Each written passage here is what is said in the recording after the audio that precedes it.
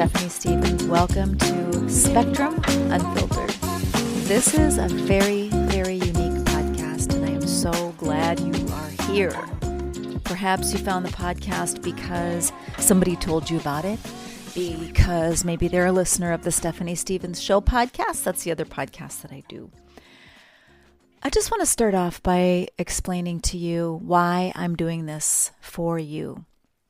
I have been the parent of a young man with a diagnosis of autism. He's my earth angel. His name is Ben. For 27 years now. I can't even believe I'm hearing myself say that. 27 years of parenting. Well, I've been parenting actually for 28 years because Ben is my second oldest. I have 4 children. And my unique perspective includes the fact that I have done this journey mostly as a single parent.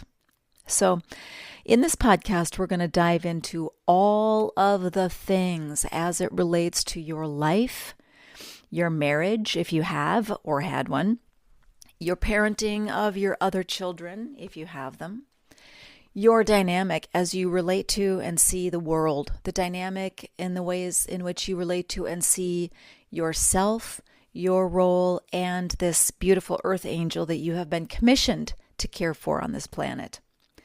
This is going to be unique, and I'm calling the podcast Spectrum Unfiltered because we're going to talk about pretty much everything, and I'm going to be very transparent with you about my opinions as it relates to why we're seeing the rates of autism today that we are, 1 in 36. As I record this today on October 21st, 2024, diagnostic rates here are 1 in 36. That's here in the United States.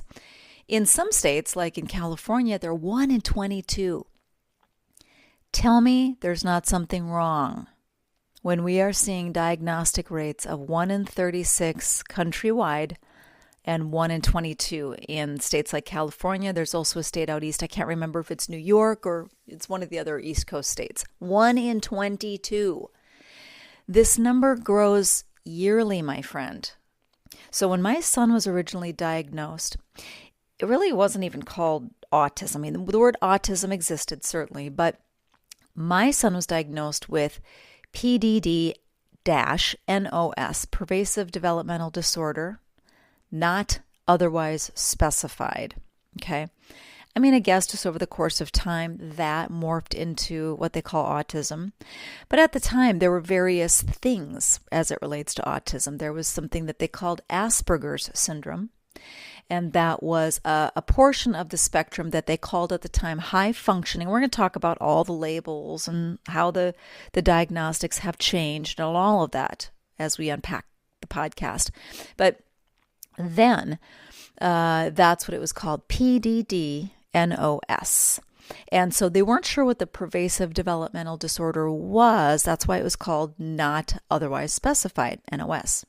Okay, well, today they just call it autism. And what they called Asperger's syndrome doesn't exist anymore in the DSM. And the DSM is where they find psychological diagnostics. Now, I part with most or many people, I guess, as it relates to the diagnosis of autism, because I do not on any level believe that it is a mental illness. Somebody would have to really, really go to great lengths to prove to me and show me why this falls under the category of a mental illness. I don't think it fits. It is something that is pervasive and developmental. And so it's a neurological disorder. That's how it's defined, a neurological disorder that is also kind of categorized as a pervasive developmental or cognitive disorder. Okay? So many words, so many labels. I mean, the bottom line is it is affecting your life in some way, shape, or form. Whatever this thing is, affects your life in a profound way. Okay? That's what we're going to talk about.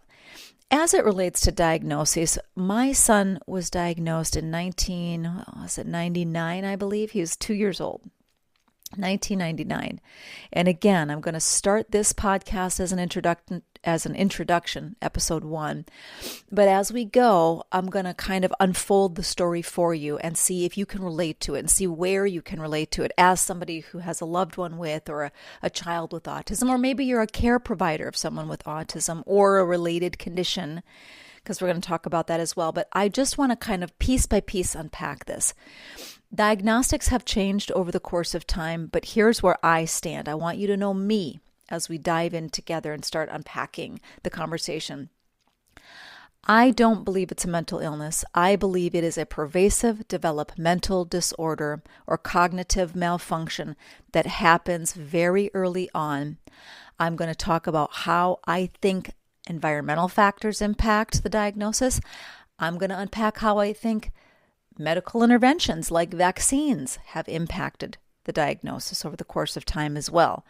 There is significant data, and you can't call things a coincidence when you see numbers and statistics, right? So over the course of time, when they started introducing a whole bunch of, when they increased the vaccine schedule in the early 90s, the incidence or diagnostics of autism actually increased by 110% over the next 10 years.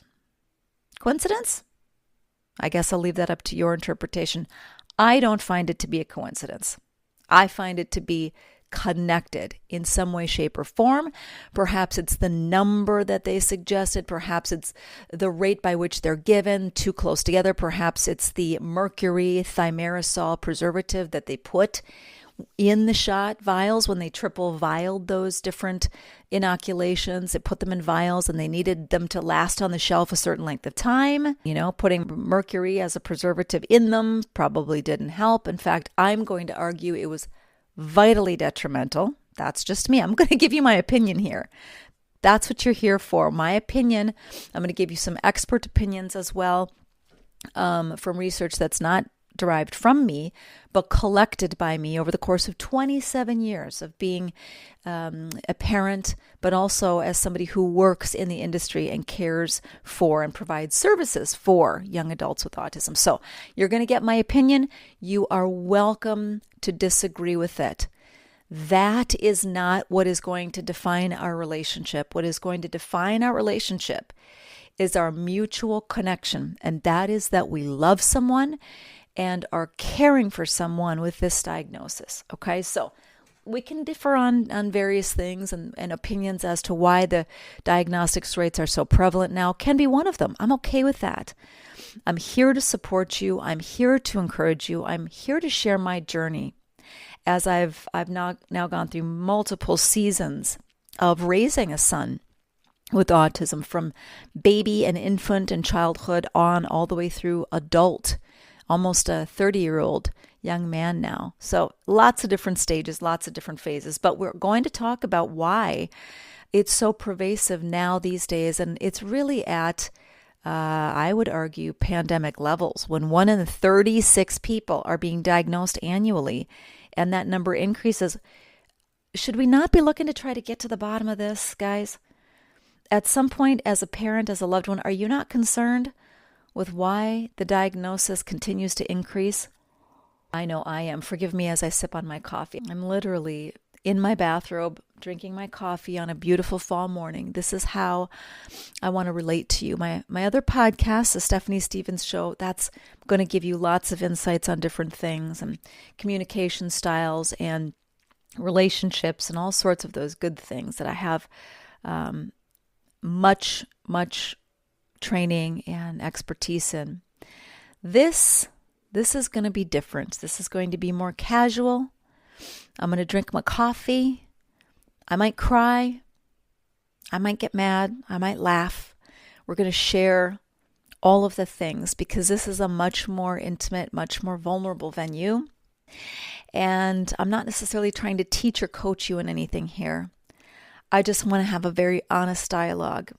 I want to connect on the deepest levels that parents can connect.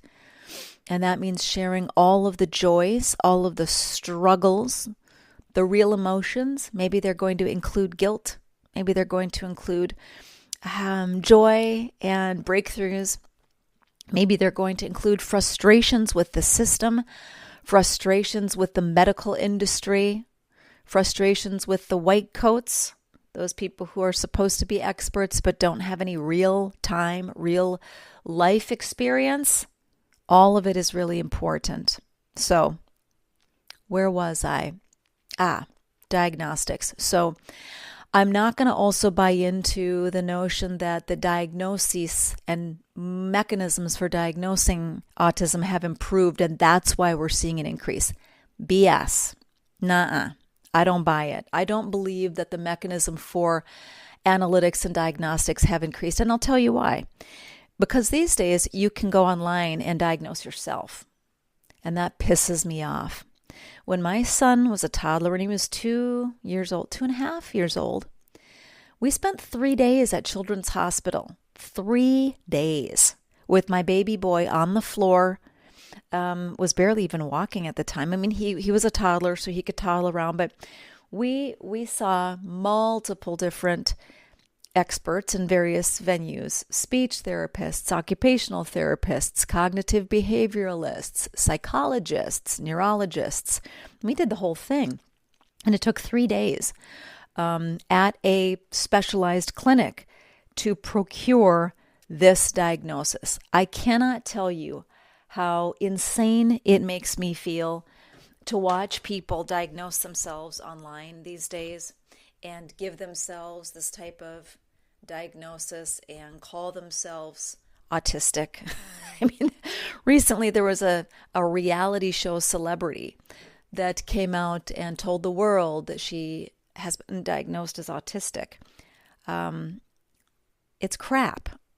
You can't have a Zoom call with a psychologist and say that you have heightened sensory, sensitivities and suddenly be diagnosed with autism. It's irresponsible. It's downright irresponsible. Stop hijacking the diagnosis.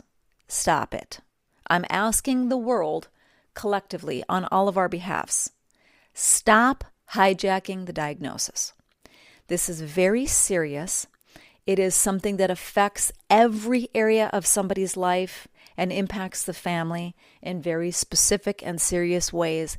It's not a joke. It's not a cute label you can slap on something to make excuses for your bad behavior. That's not autism.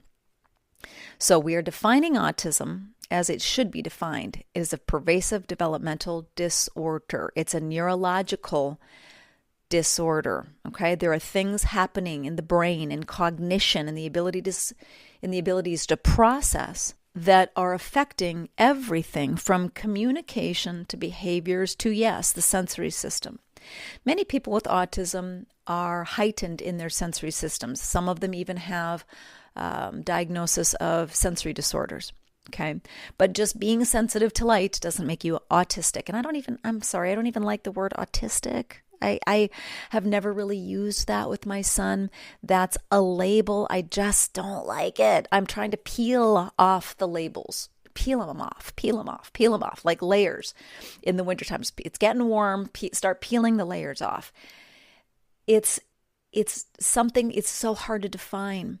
There are people who even believe that diagnosing it in that way is almost impossible because it's possible that autism is a series of symptoms of other things. People really, believe that. And there are people who have done decades worth of research that believe that it could be a myriad of different things that all comprise the symptomology of or the behaviors related to autism. So this is we're casting a very wide net here. But here's what I know to be true.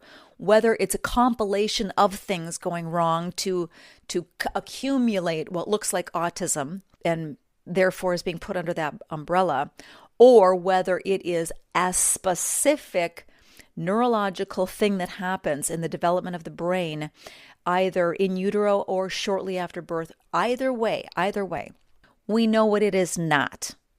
And autism is not you're sensitive to light, okay? Autism is not you're an asshole, and so you get to now say you have autism, and that puts an excuse on your mistreatment of other people. Let me just tell you, I have worked with people with a diagnosis of autism for 25 years in a clinical setting, and now in a day program setting. They are the kindest. Now, again, I'm going to generalize. Okay. They're highly sensitive individuals. They're highly intuitive individuals. Because their communication is compromised most of the time, I believe that has allowed them extra measures of gifting in other areas. So they're very sensitive. I mean, they call it what it is. They see it. They say it, if they can verbally communicate.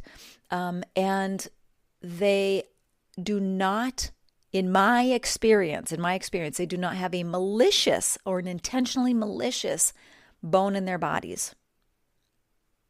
I know it's a generalized statement. It's a pretty profound statement too. But I have worked with hundreds and hundreds of individuals with autism. I have yet to meet an individual with a malicious, intentionally malicious bone in their body. So, when I see people who act badly or behave in a mean way and then say, well, I think it's because I have autism and I'm socially awkward. Nah, no, just no. You don't get to hijack the diagnosis and slap it on bad behavior. So, autism affects people in their ability to communicate. It affects their ability to be self-sustaining and independent in life. People who have a diagnosis of autism require support. They require support. In fact, most of the kids I work with cannot drive. I don't like to say never. You won't hear me say never. Okay? I'm not going to say they will never drive.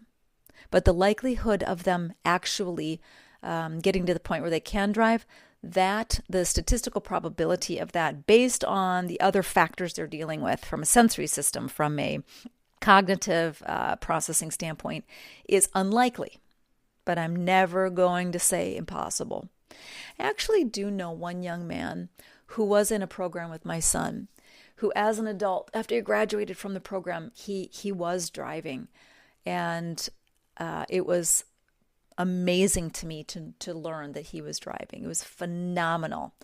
But his issues were different, and he was able to actually learn how to drive and drive quite well. He was not, however, successful in competitive employment arenas because of the challenges the other parts of how autism affected him presented.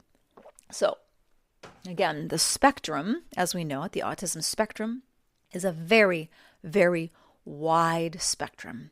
And we have individuals that were once known as high functioning, meaning they could function pretty well in society, somewhat independently. And then what they called low functioning, which meant these individuals maybe had a myriad of challenges that kept them from even being able to verbally communicate or to process information or to handle their emotions in a way that could get their needs met. Their behaviors were preventing them from being around others in many situations because they were engaging in self-injurious behaviors or behaviors that could potentially cause injury to property or to other people. And so it really isolates and secludes them and requires lots of more intense levels of support, okay? So we're looking at an array. That's why we call it a spectrum. The spectrum is so wide and so vast that it's very, very hard to pinpoint. It's very hard to find two people with the same diagnosis that function or present the same way. Everybody is so unique and everybody is so uniquely different that they are challenged by the diagnosis in different ways. Here's what I want to say as well before I wrap up episode number 1. I'm calling this podcast Spectrum Unfiltered because spectrum, when you think of spectrum, you think of light. When you think of full spectrum, you think a myriad and a gamut of light and a span or array of light. Actually, the sun is classified as full spectrum. Okay, it's very bright. It casts a very bright wide light. So do individuals with autism. They are incredible. If we could know what was going on inside of that mind and inside of that brain, I do believe we would be dumbfounded. I know individuals with autism who have such incredibly special gifts. It blows me away. They have the ability to process things you and I cannot. Our brains simply can't process numbers or dates or memory in the way that they do. Okay? Again, I'm talking about the wide gamut of spectrum. I don't want to just focus on the challenges here. I also want us to talk about the profound and unique gifts that make them different also. Yes, the levels of support that they require make them different from what we call the neurotypical. But the ways in which they are gifted make them different as well. The ability to recall information blows my mind. My son will bring up the names of people I would have never remembered. What kind of car people drove like 15 years ago. He'll bring up the names of therapists that started working with him when he was 3 and 4 years old. All of this is stored. Of course, it is for all of us. Our memories, everything we've ever done, is in our memory bank. It's in our unconscious mind. It's the mind that we don't typically ask to recall to the forefront, right? But in a lot of these individuals, they can pull this information out and recall it very easily, sometimes to the degree that becomes perseverative. And by perseverative, I mean sort of they will focus on or obsess about things from the past. It's true. My son does this as well. He will talk a lot about the fact that school buses don't take adults to school. And he's recalling when he used to take the school bus when he was very, very little, and he'll talk about that.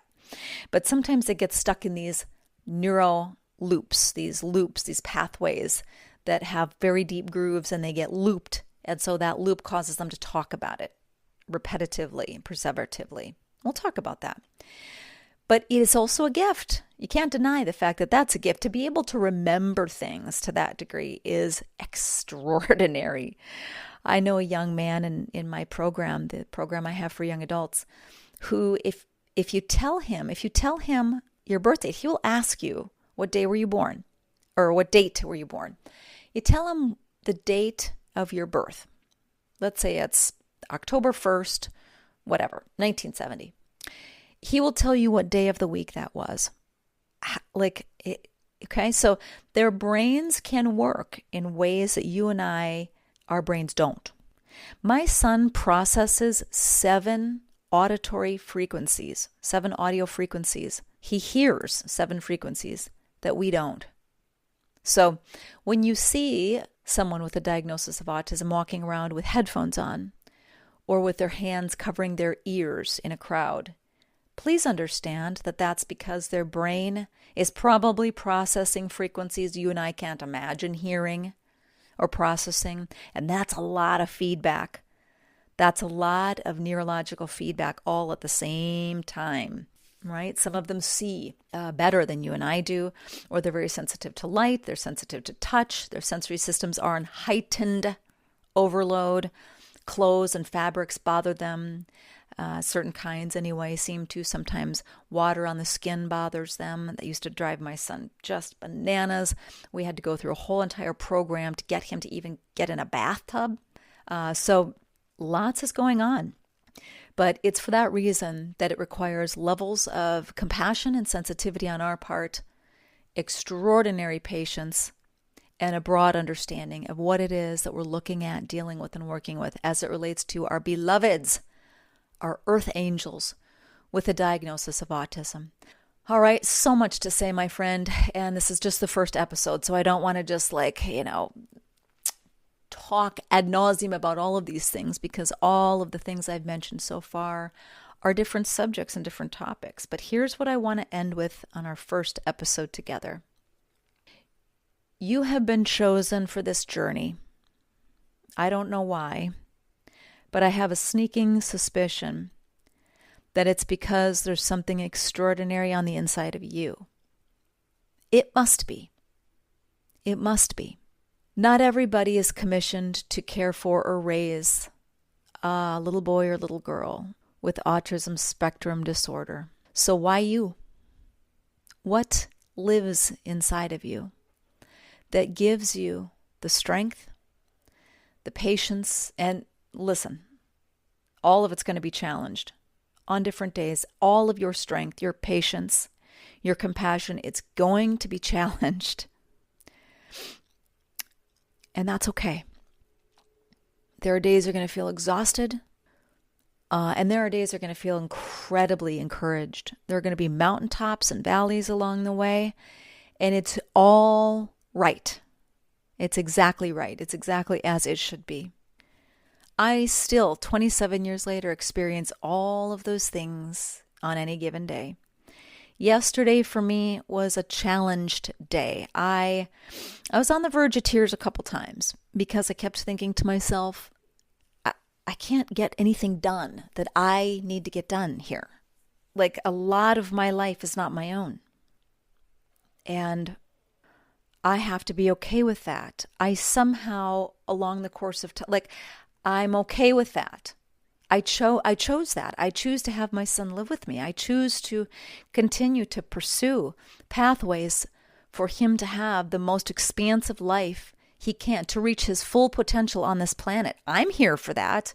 I want my son to experience that as well. And every young man and woman I come across or am commissioned to help provide services for, that's the goal, helping them reach their full potential. And because I've made the commitment to that, it means a lot of my time and a lot of my life isn't my own. I'm offering it, and I'm responsible for helping to keep this young man safe. This is a very, I don't know, what are we calling this world anymore, right? It's kind of a crazy world. It's kind of an upside down place to be. And part of our jobs as parents, as loved ones, as care providers is to protect. It's to keep them safe. They're vulnerable. They're vulnerable. They can't necessarily protect themselves. They need an extra measure of protection and guidance, guardianship, support. That's what we're here for, right? So there are days that that's going to feel like a struggle. And there are other days where it's going to feel like, yes, wow, I'm so grateful. How did God allow me to watch the transformation or watch the development or be sometimes tasked with the challenges that come along with this? Like, why? Some days you'll say, why me? Some days you'll say, wow, why me? Right? It's not so much what you say, it's how you say it. There will be days where you'll say, why me? And then days that you will say, like, wow, why me? How did I get to be so fortunate? Why do you trust me with this? Right? But you're special. That's why. That's my point here. My point is you have been chosen as somebody who could handle this young earth angel or this older earth angel. You were chosen. You have it on the inside of you to do it. You have something unique and special, and I want to support you in that.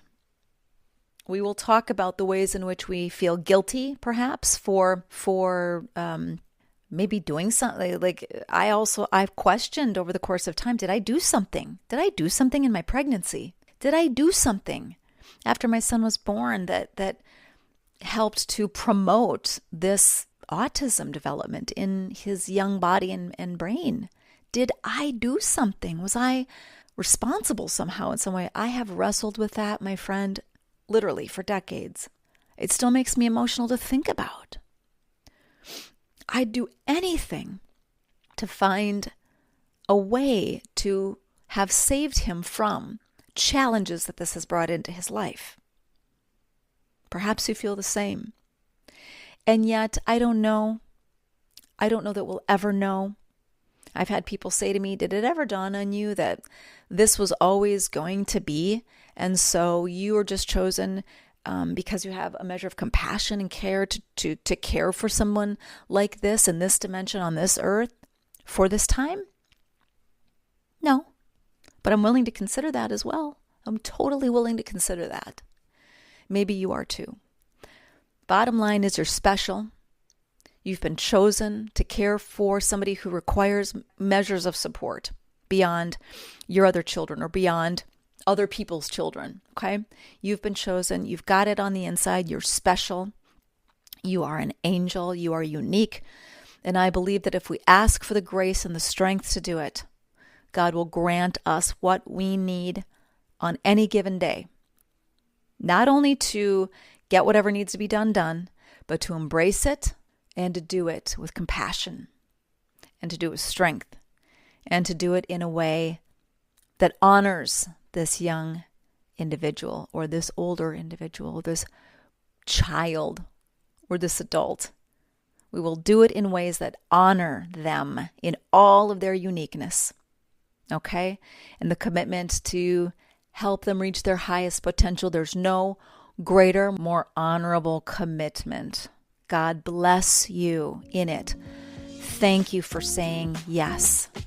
Thank you for joining me in this journey. Thank you for cultivating a tribe here. I'm sending you much love. Thanks for listening. Can't wait to see you on the next episode.